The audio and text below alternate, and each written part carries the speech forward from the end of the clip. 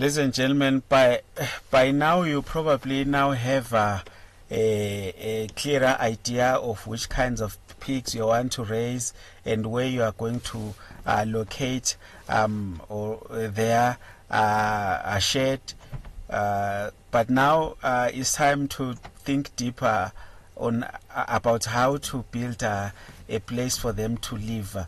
So we're now talking about the housing arrangement for the pigs, because they need proper housing facilities which give them enough space and ventilation. This is what is going to ensure their health and well-being. Pigs are social animals that require enough room to move around comfortably. So make sure that you will build housing structures that accommodate the size and the numbers of pigs that you plan to raise. There must be adequate ventilation in order to maintain proper air quality and prevent respiratory issues among your pigs.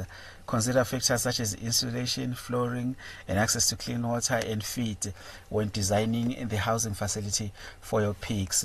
Usually, for some of us who do not have much resources, we need just a simple crawl or a simple shed like the one that you see here, as long as it is fenced and it has a straw made floor so that they do not suffer from too much cold temperatures. As long as there is a roof and some buckets where you can put their feeds and water, I'm sure, ladies and gentlemen, that your herd is going to grow comfortably until it reaches maturity. But for those of you who have the resources, here is a large scale commercial pig farm. This one houses from anything between 2,000 to 5,000 pigs at a time, and everything, as you can see, is automated. So these ones do not suffer, do not have any of the problems that we spoke about earlier on. It's easy. There is drainage.